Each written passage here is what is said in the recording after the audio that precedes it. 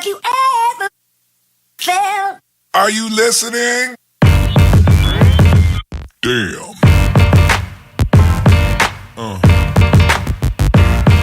Yeah.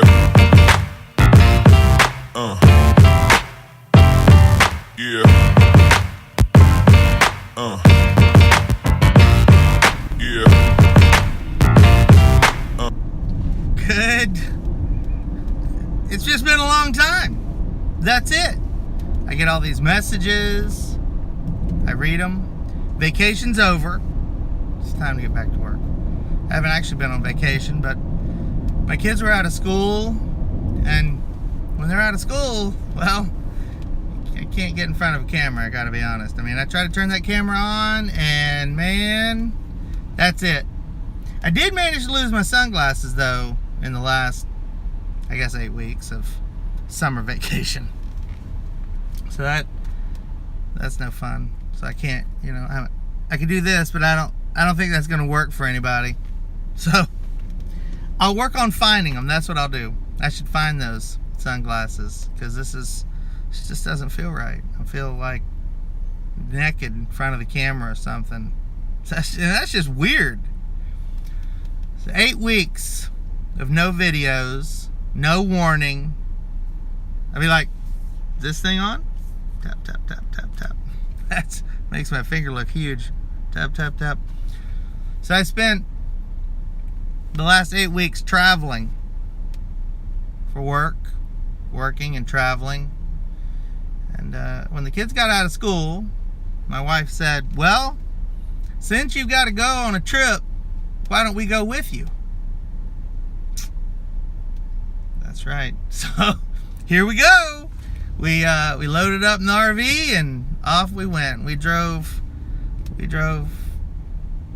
don't know, 2,000-3,000 miles. I have no idea how many miles I went, but we did it. We hung out in Tennessee and Missouri, Iowa. It was great. I got to go up and see BHFO in their secret hideout. It was very exciting. That's the biggest, maybe the biggest building I've ever been in, I gotta tell you. Their building is about 480,000 square feet. Well, you can say that number, but man, when you see it, it's just big. I mean, that's it. And that was pretty exciting. The rest of the time I just, worked and hung out with my kids all day, every day, and it was pretty all right.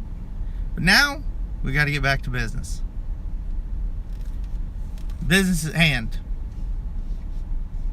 How hard is business today? I got to tell you, in the last 8 weeks since my last video, business is just hard. Like there's no other word that I could describe how hard business is. And you know what we got to do? Deal with it. Yep, that's all we can do is deal with it. My eye over here is bothering me a little bit. I apologize. I look like there's something wrong with me. So I wish I had my glasses, then you couldn't see. Like after 8 weeks, I'm like, I forgot what it's like to turn the camera on and actually have to carry on a conversation with the camera. I've almost lost my touch. I still can't stay on track though, so that's a good thing. So how hard is business? And after 8 weeks, business is as hard as it was 8 weeks ago, and it was just as hard as it was a year ago and 2 years ago, and business is no harder now than it has been. Everything around is changing. Products, the people that are buying. So the interesting thing about macro and what's the other one? Macro and micro. I was being silly. So, the conversation went something like this. I'm having a really, really hard time. I can't.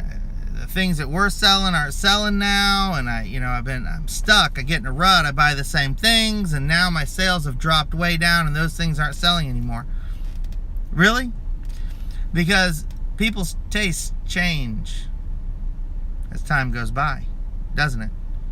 And that's why products phase out and you don't even realize it, because you're a product of that as well. The thing that you like, that you were buying so much of at some point in time, a year ago, my thumb's better too.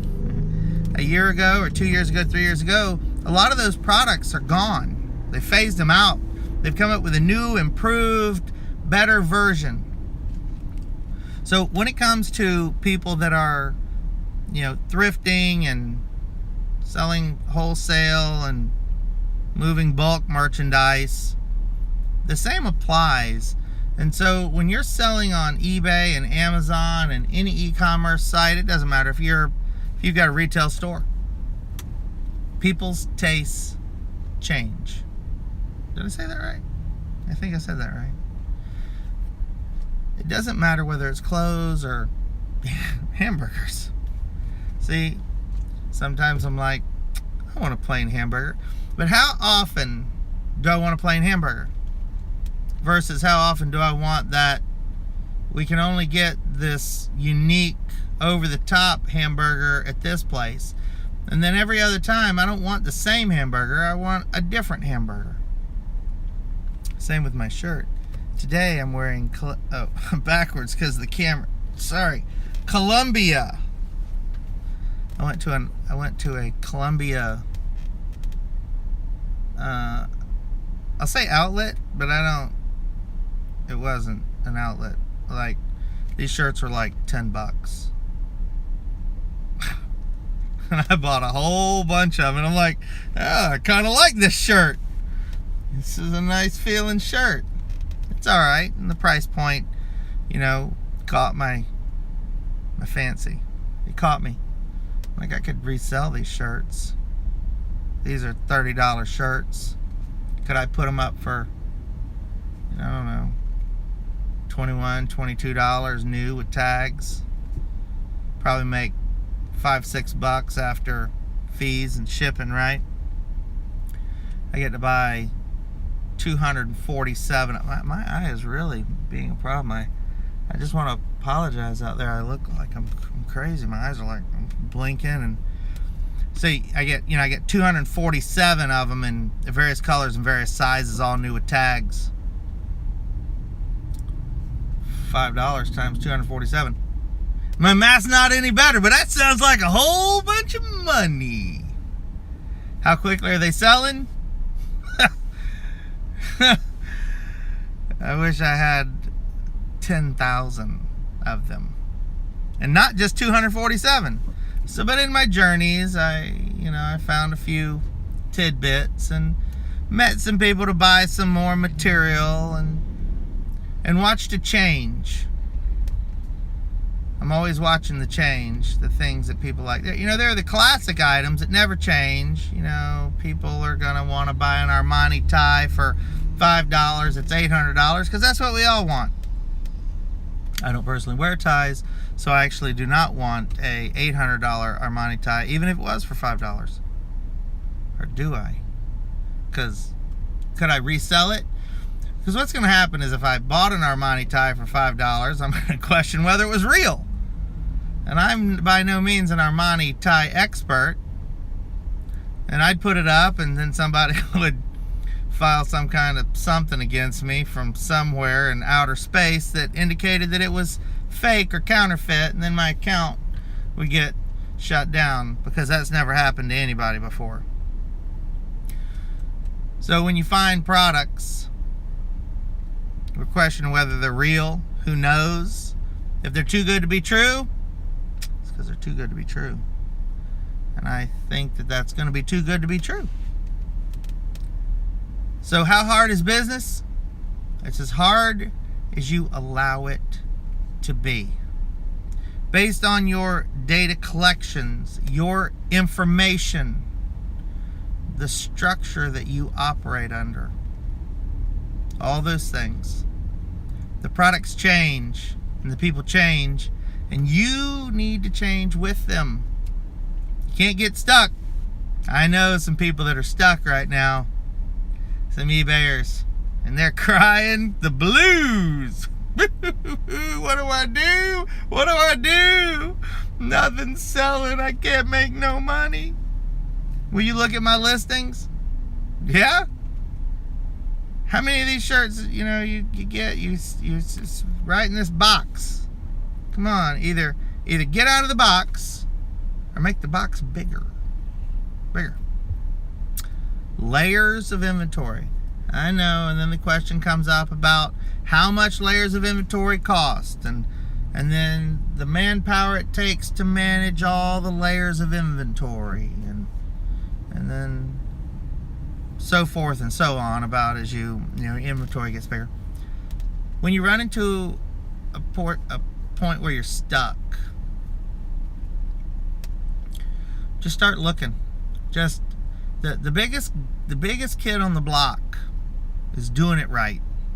And I'll go back to BHFO. I can't, tongue-tied.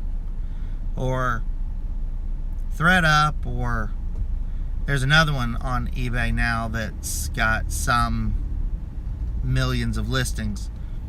And it's difficult at first to see what people are buying.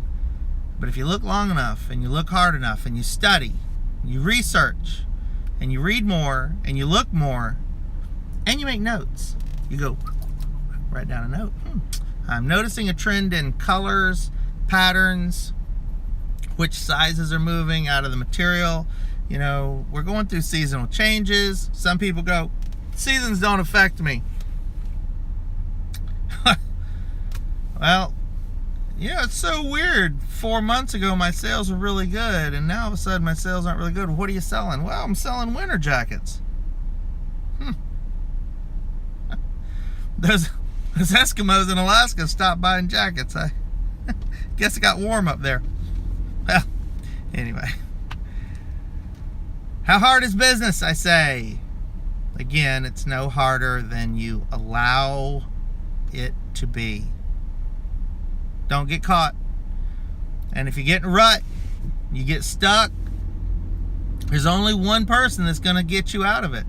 It's probably not going to be me. So that leaves you. So it's either me or you, and it's not going to be me because I can't. I'm like, come here, let me pull you out of that. I can't reach through here and go, hey, come here. Turn around and take a look at what you're doing. I'm so busy going, come here and take a look at what I'm doing that I don't have time to look at what anybody else is doing because I can barely keep up with what I'm doing. And I'm not sure what I'm doing is actually working. But you got to keep working at it. See? So even if I don't know if it's working, maybe it's working. We're still paying the bills. We're still getting by. We're still smiling. We're still making a little bit of money. Little. We're not making big, fat, huge stacks and piles of money because that's reserved for big, huge billion-dollar companies. Not us. We're making a living. We're working to get by. And we work. And sometimes I'm like, I think I could probably get a job. There are days that I think I could just go get a job that would probably pay me as much as I'm making. But it probably wouldn't be nearly as fun. Now, it may not have as much stress, or I would just be worried about losing my job every day because I don't even know what I would do. Like, could I even work for somebody? Who'd want to hire me? You're like, you never stop talking. Sorry, I never stopped talking. I'm Dave. I'm back. I don't know if that's good. I'll see you soon.